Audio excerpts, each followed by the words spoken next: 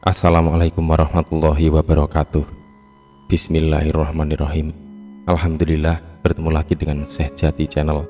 Pada tema video kali ini adalah tentang kasyaf. Kebetulan ada masukan dari sahabat Syekh Jati. Di situ ditulis dalam kolom komentar, makasih Syekh, bolehkah berobat pada Syekh? Testing anak saya yang depresi gara-gara kasyaf katanya.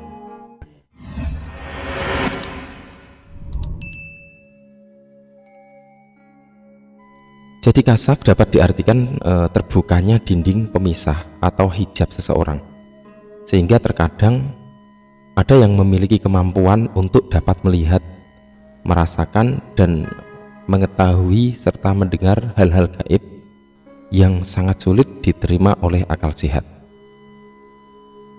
Atau bisa dikatakan kasyaf adalah sebuah berkah dari Allah SWT sesungguhnya yang diturunkan kepada hambanya. Lalu mengapa ada keluhan bahwa orang yang kasyaf malah mengalami stres atau depresi berat di dalam kehidupannya?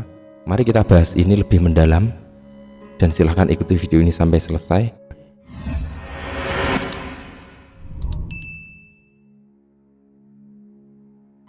Para sahabat semua, sebelumnya perlu kita ketahui bahwa pada umumnya ada dua golongan kasyaf, yaitu kasyaf hissi dan kasyaf khayali. Kasyaf hissi adalah terbentuknya pandangan dengan penglihatan batin, bisa dikatakan mata batin. Dengan penglihatan ini manusia akan mampu melihat segalanya, apapun yang ada di alam gaib bisa dilihat. Sedangkan kasyaf khayali adalah terbukanya tabir hati. Jadi sudah sering aku jelaskan bahwa pintu batin itu banyak, tidak hanya satu. Jadi tidak hanya mata ketiga yang ada di kening, atau tidak hanya mata hati, tapi juga ada dari pintu rasa, dan mungkin masih banyak lagi.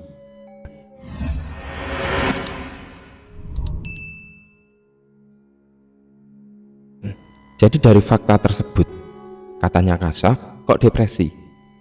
Bukankah ini adalah kondisi yang bertolak belakang? Secara logika kita tidak bisa menerima, karena kasyaf ini bisa dikatakan orang yang mendapatkan anugerah Allah SWT dengan terbukanya hijab atau tirai pendinding. Bukankah orang yang dekat dengan Allah SWT serta mendapatkan anugerahnya itu seharusnya hidupnya enak, kepenak, nyaman, ya semua serba enak saja. Mungkin di dalam mindset kita seperti itu. Tetapi mengapa diceritakan di dalam kolom komentar tersebut justru kebalikannya, malah stres atau malah depresi berat? Kita lihat pada tingkat kasyaf. Yang pertama adalah kasyaf hissi. Kasyaf ini bisa terbuka dengan zikir-zikir atau puasa atau mutih atau berbagai ritual-ritual lain, sehingga tirai terbuka dan bisa melihat gaib.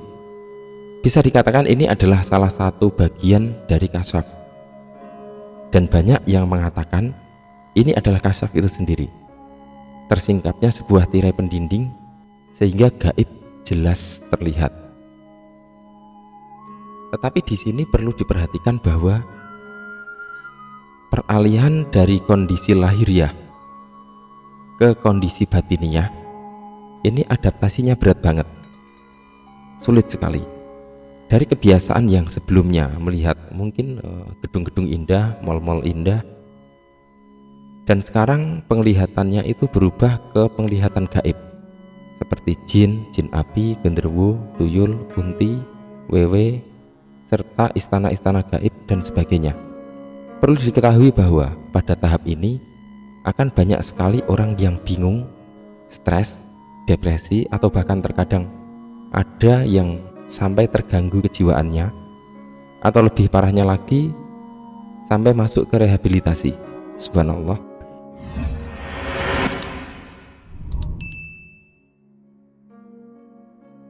Jadi apakah sama antara orang yang terbuka mata batinnya dengan orang yang kasyaf? Mungkin ini perlu kita kaji ulang, sehingga kita tidak langsung percaya kalau ada orang kasyaf padahal hanya terbuka mata batinnya saja. Karena nanti pada akhirnya akan ada juga orang yang terbuka mata batinnya, kemudian setelah itu dia seolah-olah seperti orang yang agamis, seperti orang yang spiritualis, ataupun orang yang mungkin benar-benar mengerti agama atau tahu dan mengenal Allah. Padahal itu hanya memakai jubah saja sebagai pencitraan.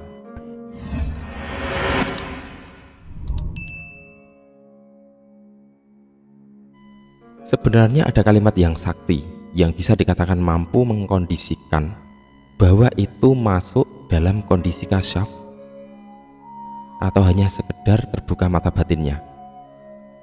Kalimat tersebut adalah awaluddin makrifatullah. Awal beragama adalah mengenal Allah SWT.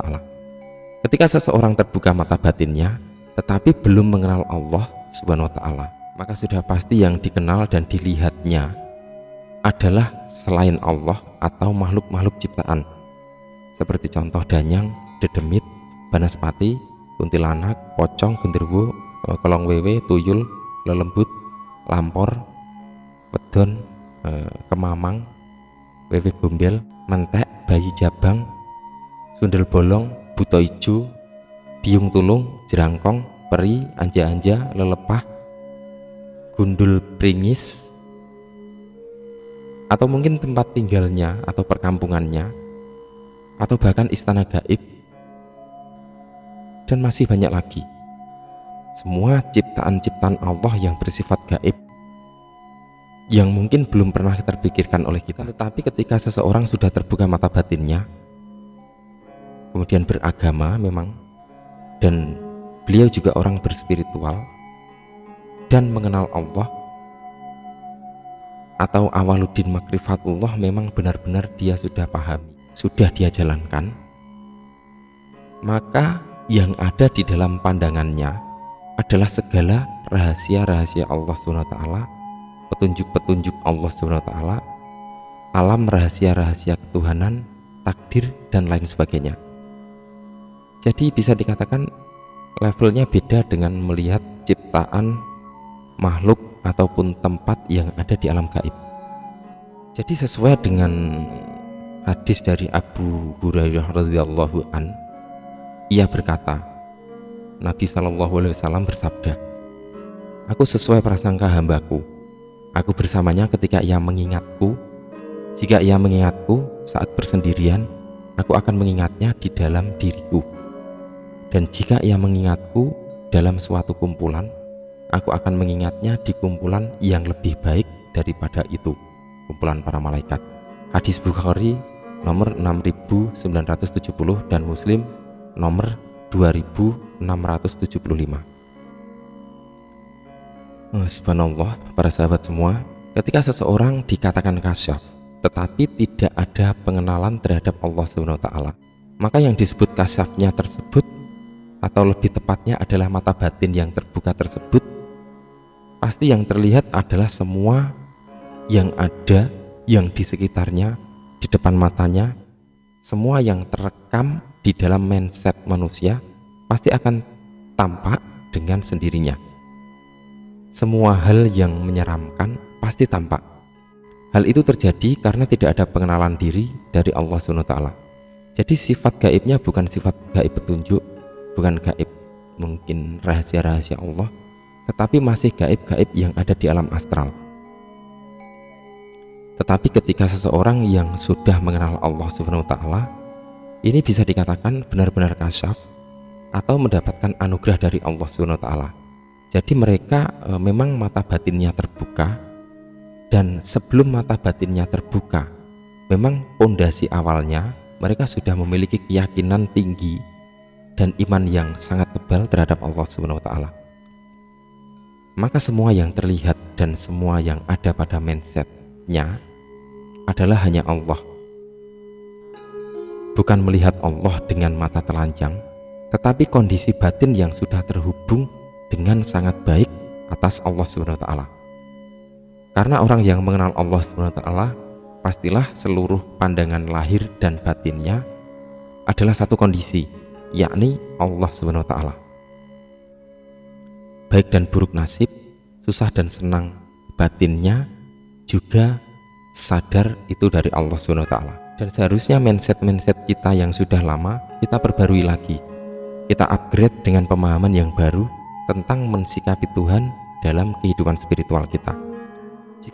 Sebelumnya kita berpikir bahwa jika kita dekat dengan Allah SWT dan mengenal Allah SWT itu adalah enak, kepenak, semua serba cukup, maka sesungguhnya tidak harus semua seperti itu.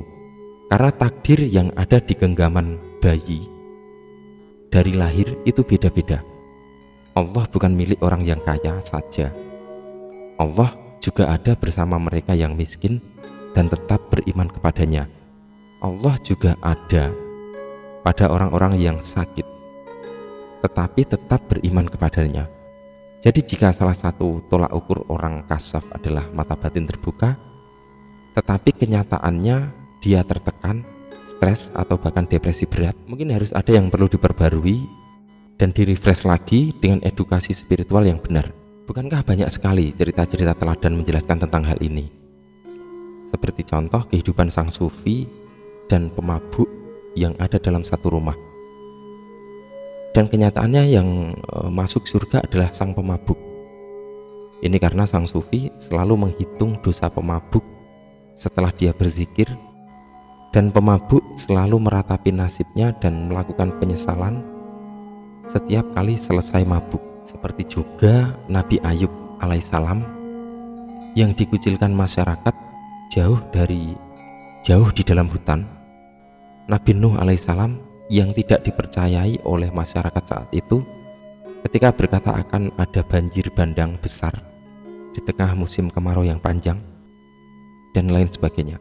Para sahabat semua, Rasulullah SAW pernah bersabda bahwa seandainya hati kalian tidak dilanda keraguan dan tidak mengajak kalian untuk banyak bicara, niscaya kalian akan mendengar apa yang sedang aku dengar. Subhanallah, semoga bermanfaat. Wallahu a'lam bishawab. Wassalamualaikum warahmatullahi wabarakatuh.